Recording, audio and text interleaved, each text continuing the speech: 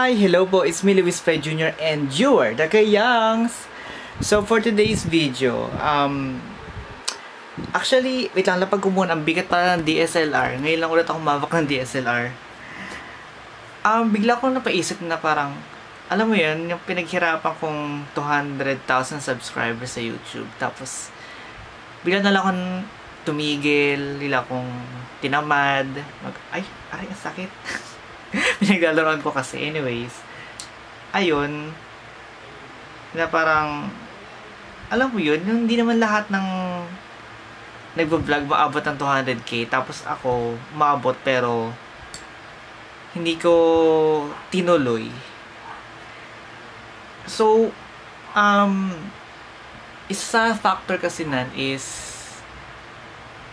kumpleto ako sa pag-vlog eh. Isa pang vlog eh. Yung mga equipment, meron akong cellphone, meron akong tripod. Diyos ko, ito nga tong ano bang brand nito? Joby Gorilla Pad na I think magkano yan. Nakatambak lang. Alam mo yun, parang hindi ko na siya nagagamit ever since yung binili. Parang siguro bilang lang sa daliri ko siya nagamit. Ngayon naman kasi, parang gusto mag-vlog, pero siya makapal naman yung mukha ko mag-vlog. Kaya kung humarap ng kaya ko mag-vlog habang maraming tao sa paligid. Pero minsan, ayoko din masyadong obvious na nag-vlog. Like, kumari DSLR gamit mo. Tapos, ang laki-laki ng DSLR. Magandang quality niya, pero parang ayoko. Pag sa cellphone naman, wala naman siyang viewfinder pag backcam kasi nga, mas malinaw pag backcam, may bokeh, ganyan. Kita mo yung sarili mo, pero malabo. I mean, hindi man sobrang labo. Okay naman siya. Pwede na pagtiyagaan, pero hindi siya yung, alam mo yung pang gantong level na basta hindi ko siya trip as ibang vlog, yung phone na front cam. Gusto ko talaga main camera ng phone, pero hindi ko nakita yung sarili ko, which is mahirap, lalo na ako sa sarili ko na parang gusto ko palagi maayos itsura ko sa ganyan. So, naisipan ko na bumili ng action camera. Actually, yung tagal ko nang gusto ng mga ang tawag doon, mirrorless cam, yung mga G7X, ganyan.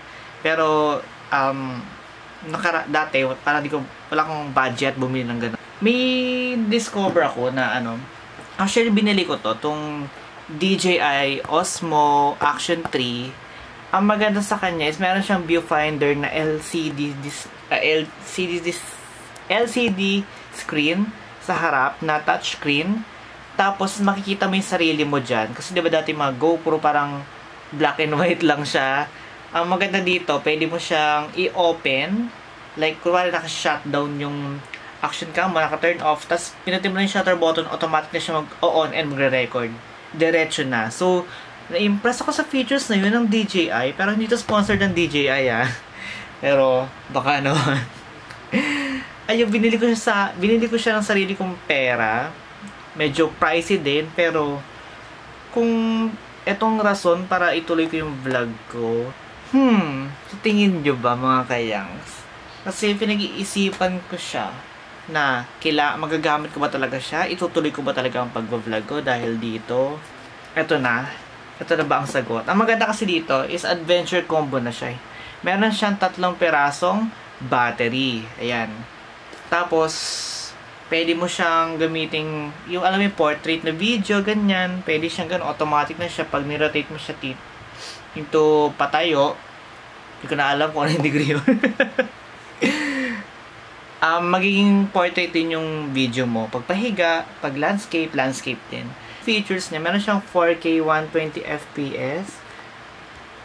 Pero hindi man nagko 4K kasi 1080p lang tayo. Minsan 60 FPS. Meron siyang horizon steady, cold resistant, na hindi mata magagamit sa Pinas kasi mainit dito.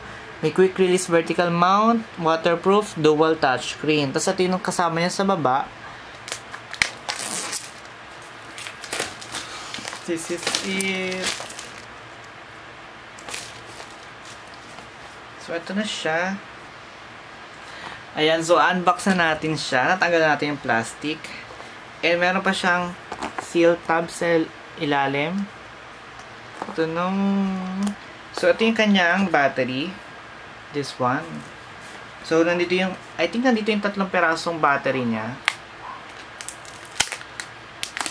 Ayan. So, hindi ko sure kung bakit siya naka-case. Tapos, meron siyang Type-C charging dito. Parang ano ba to? Parang hub. Pag isang pasaka mo, tatlo sila mag-charge. Parang ganun. Or parang power bank. Hindi ko sure.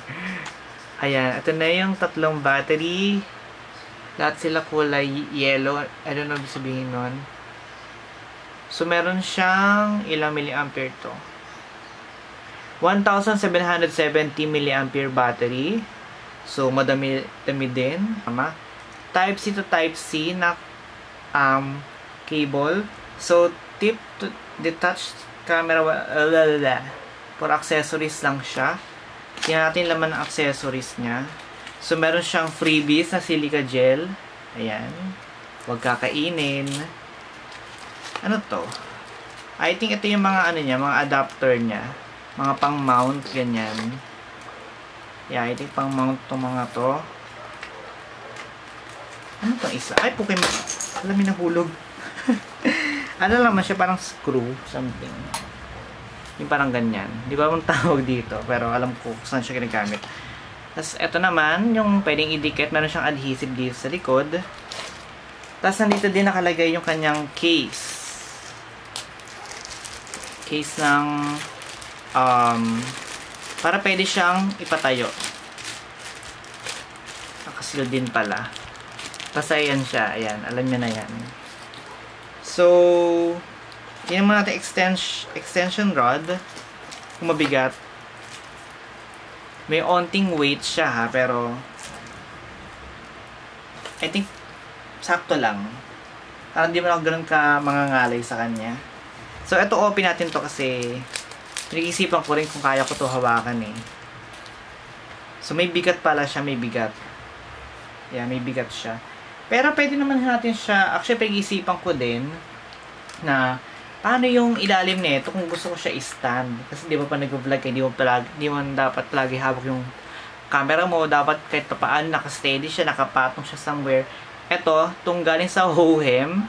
Ito yung gagamitin natin. Ayan. Kaso, medyo, ano nga lang siya, black and white nga lang. Ayan. So, pwede natin siya i-stand. Diba? Naisip ko yun. So, what else? I think yun lang. Tsaka yung mismong camera na. Ito na yung camera. Gift ko na sa sarili ko kahit walang celebration. Wala bang iba? Yeah, I think wala nang laman ng kahon. Tapon na natin yan. So, ito na yung ating DJI Osmo Action 3. Tighten the lens protective cover before taking in water. Pero yung mga ganito naman, actually, nadala na ako sa mga waterproof kineme na yan. 2 bars na lang yung camera ko. Oh my God. Kailangan ko ng dalian. So, open na natin siya.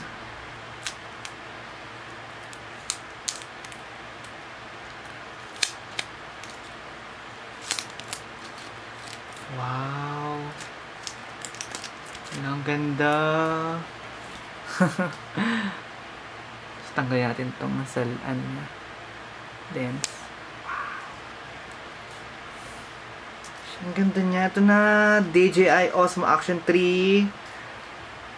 Ngayon ako nagkaroon ng parang yung parang GoPro na magandang quality. Kasi yung mga naging ganito ko, full action cam, yung mga tig 1,000 lang, tig 500, ganyan. Na nakagay 4K pero pixelated, ganun. Excited ako gamitin siya. parang sisipagin ng mag-vlog, ganun. Hala, kailangan pala ng SD card. So, ang gagamitin nating SD card, I think yung nasa drone ko na lang. Kasi yung drone kong, DJI din pala tong drone ko. Diba? Puro tayo DJI. Hindi pa tayo nagkakaroon ng GoPro. Okay, so update na tanggal ko na. Ang sinasabi sa video, kung sino mga YouTuber na to, hilahin na lang daw. Hinihila ko, tapos parang, baka masira siya. Yung pala ginagawa, itutudong gano'n lang pala, tapos gano'n, tanggal na. Masisira ko pa, kabago-bago. Try natin sana mag-fit siya, at sana hindi siya, magka-sumobra. I think it fits. Uy, sana. Sana ano siya, pasok na pasok. I think pasok na pasok siya. Pero anyways, hindi ko pa pala siya na-on. Oh, hayaan nyo na. Power on na natin siya.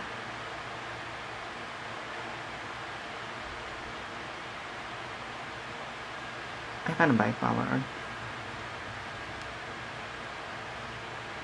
Ayan. Ayan, ayun na siya. Oh my God! Ayan, so, dalawang screen. Diba? So, English. SD card system format not supported. Format and try again. I-format mo.